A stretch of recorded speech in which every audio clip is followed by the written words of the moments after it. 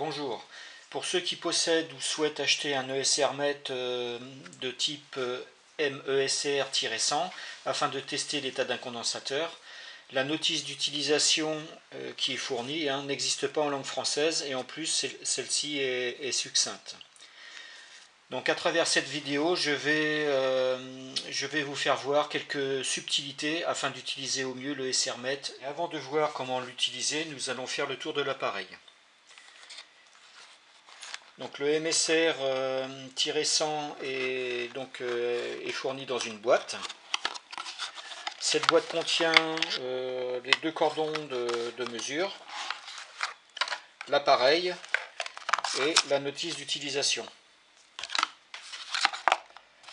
Concernant l'appareil, donc en façade on voit donc le type.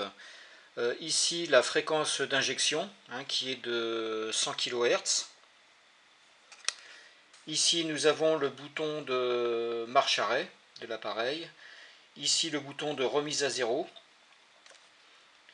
Et donc ici c'est le bouton pour choisir les modes. Donc ça c'est le raccordement des deux cordons. Ici c'est un connecteur femelle, il y a 8 broches. Ces 8 broches elles sont divisées par deux, donc les 4 premières ça correspond à la partie moins et les 4 dernières ça correspond à la polarité plus. Et ça c'est dans le cas où on veut éventuellement brancher un condensateur directement sur l'appareil sans pour cela passer par les cordons. Ici c'est un tableau des mesures ESR théoriques à 100 kHz. Et ce tableau, donc, des valeurs théoriques sont en fonction de la capacité des condensateurs et de leur tension. Voilà pour la façade. Sur le côté, ici, nous voyons donc un connecteur qui peut être branché. C'est une alimentation via un port USB de 5 volts pour alimenter éventuellement l'appareil. Si on ne se sert pas de ce port, autrement, il y a derrière donc, les piles. Donc c'est deux piles AA d'un volt 5. Ces piles ne sont pas fournies lors de l'achat de l'appareil.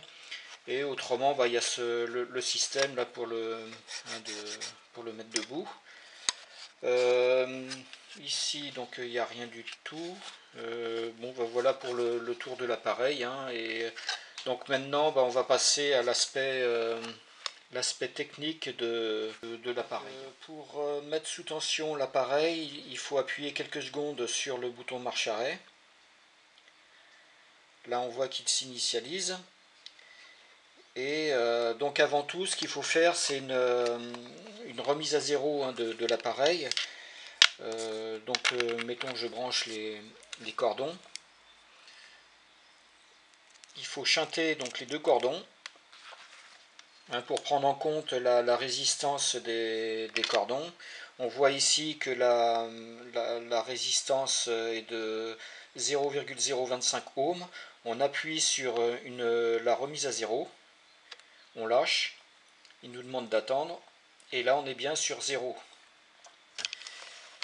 Donc la remise à 0 est faite. Alors attention également, puisque comme je l'avais dit précédemment, on peut aussi connecter donc un condensateur à ce niveau-là, sur les broches. Si on se sert des broches, il faut également shunter, les 4 premières c'est pour la polarité négative, et les 4 suivantes c'est pour positive. Donc ce qu'il faut faire c'est entre la 1 4 et puis la 5 8 c'est shunté également. Et puis là on voit la résistance et on fait une mise à zéro également si on veut utiliser ces broches. Voilà, la mise à zéro par rapport à la mesure ici. Pour ma part, je vais utiliser moi les cordons. Donc je recommence ma remise à zéro. On voit que je suis à 0,272, donc il faut que je refasse une mise à zéro. Donc ça c'est très important pour faire une mesure correcte. Bon, ça c'est une chose.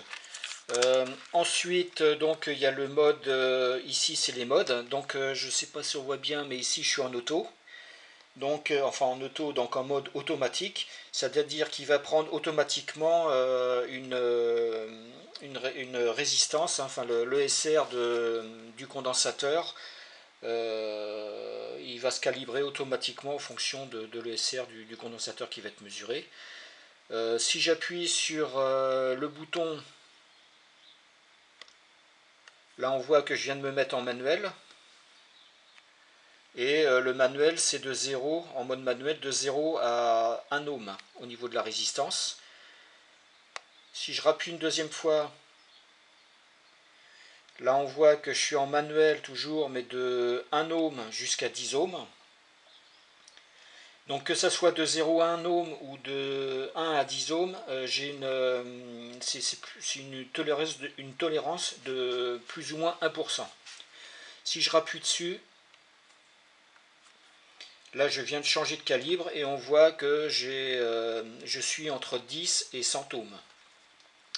Par contre là la tolérance passe à plus ou moins 2%. Mais ce qu'il faut faire attention, hein, la précision de la mesure peut être affectée également, hein, par la longueur du câble d'essai et de la résistance de contact. Donc les cordons qui sont fournis avec l'appareil, hein, ils mesurent, donc c'est une longueur standard de 15 cm. Donc il faut vraiment faire attention aussi à ce phénomène, hein, c'est-à-dire la longueur des cordons et puis aussi au niveau du bon contact sur le condensateur. Donc je vais faire une première mesure sur un condensateur. Donc je branche l'appareil. Ici je vais prendre ce condensateur, hein, donc si je mets ici donc le moins, hein, je respecte les polarités. Et là je vois que j'ai aucune indication. Donc là je suis en manuel, hein. Si je me mets en automatique,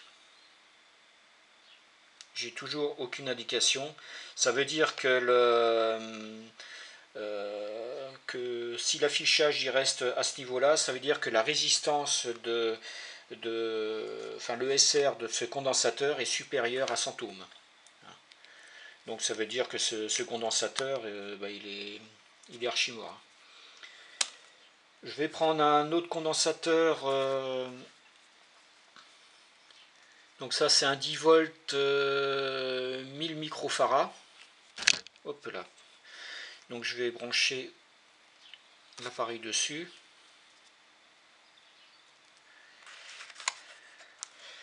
Donc je vais me remettre en automatique pour voir. Voilà, donc je suis en automatique et on voit que je suis à 7,69 ohms.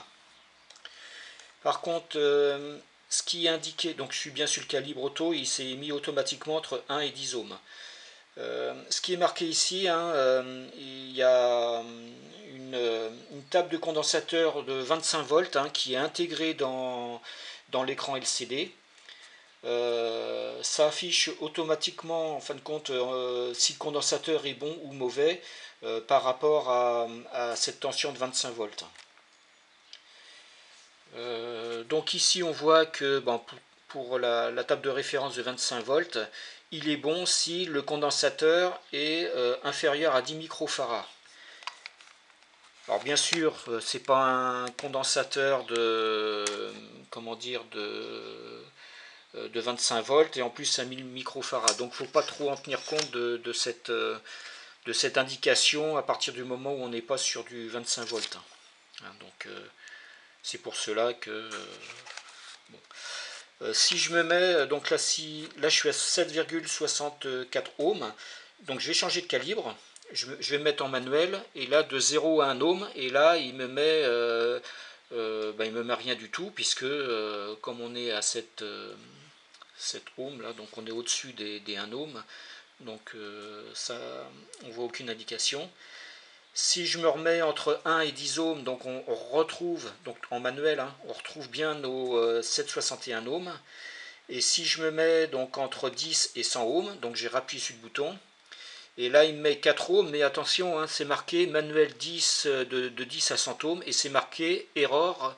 Donc il y a une erreur puisque le SR est inférieur à 10 ohms. Donc ça, faut également être vigilant, hein, puisque si on se met en manuel et sur une valeur qui est enfin une plage de mesure supérieure à l'ESR réel, bah, il va nous mettre une indication, mais il y a quand même ici ce message d'erreur. Donc ça, faut être vigilant. Bon, maintenant je vais tester ce condensateur. Donc je le raccorde sur mon appareil.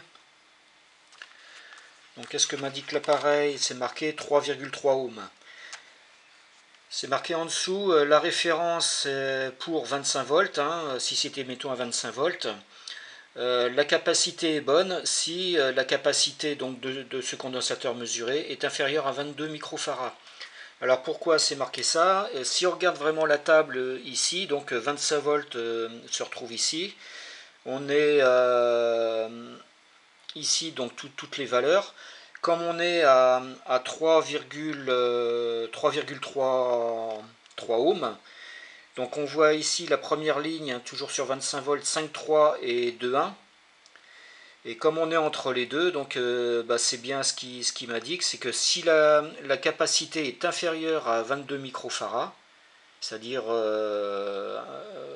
donc on voit ici là, ça veut dire que bah, la capacité, enfin donc le SR est bon. C'est vrai que si c'était mettons à 10 microfarads, bah, ça serait pas bon. Bon, donc on est, si je reprends là, donc on est à 3,3 ohms. Maintenant, je vais débrancher le condensateur et puis je vais le raccorder directement là-dessus pour voir si on donne les mêmes valeurs. Donc là, je l'ai raccordé là et non plus sur les cordons. Et on voit qu'on est à 3, on avait vu là 3, 4. Donc il y a une petite différence mais minime. Donc voilà pour ce test. Je vais prendre un autre condensateur, donc je suis toujours en automatique. Je prends ce condensateur, je branche donc le moins sur le moins et le plus sur le plus. Et qu'est-ce que nous indique l'appareil? Là on voit qu'il clignote. On voit qu'il clignote et donc bah pourquoi il clignote? Et finalement parce qu'on doit être proche, donc on est en mode auto, hein, on doit être proche d'une des, on va dire d'un mode. C'est-à-dire si je change le calibre, là je suis entre 0 et 1 ohm, hein, la mesure, et on voit que bah, ça ne me met rien du tout, hein, puisque je suis au-dessus. Donc je change de calibre, et là je suis entre 1 et 10 ohms, et on voit qu'il n'y a toujours rien qui est indiqué, hein, puisque on doit être supérieur. Et là on voit de 10 à 100 ohms, toujours en mode manuel, et on est à 11,6 ohms. Donc ça veut dire que ce condensateur il a un ESR de 11,6. Alors c'est là où il faut faire attention quand on est en mode automatique, c'est-à-dire je vais me remettre en mode automatique et on voit que bah, ça clignote en mettant 24-25 ohms. Alors c'est pas la bonne valeur, hein, comme on a vu après là. Pourquoi il clignote? Bah parce qu'on est tout juste entre les 10, 100 et 0, enfin 1 et 10, hein, au niveau du calibre. Donc faut être vigilant sur cela. Hein, on voit que ça clignote, hein, parce qu'on est trop juste au niveau du calibre. On est trop proche. Donc si je me remets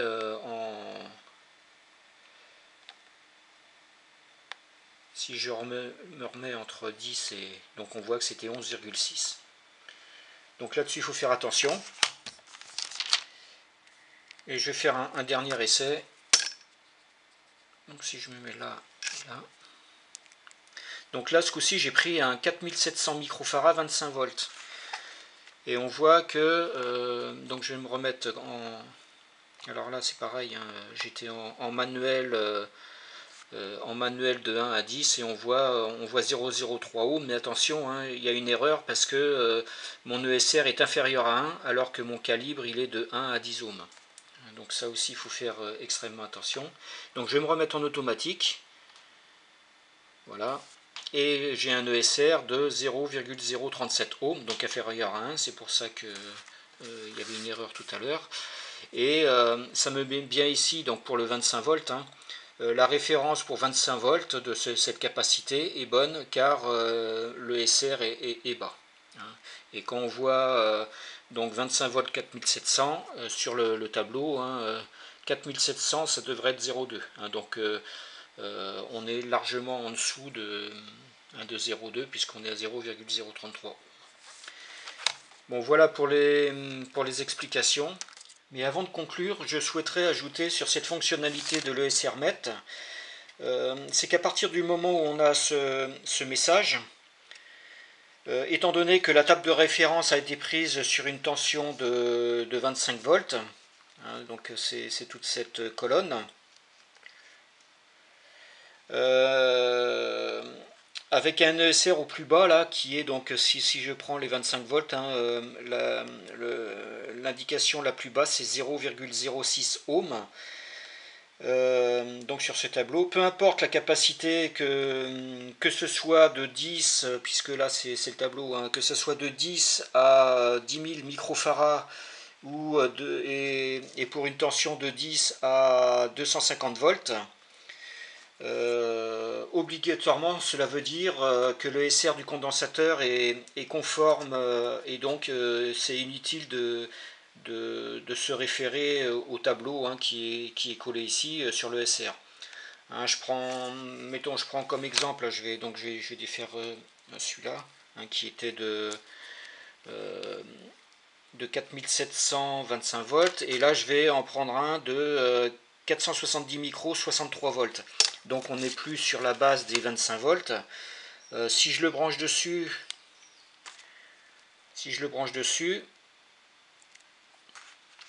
donc là je regarde ce qu'il m'indique, et là c'est marqué comme quoi d'une façon ou d'une autre le SR il est bas.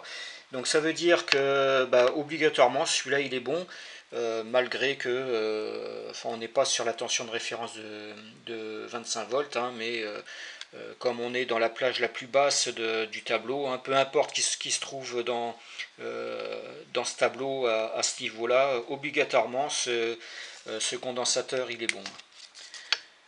Donc en conclusion, ce qu'il faut vraiment faire attention, c'est à l'affichage ici. Donc moi je préconise, hein, c'est de se mettre en mode automatique, mais et de quand même vérifier tous les messages éventuellement d'erreur qu'il peut y avoir sur l'affichage lors des mesures.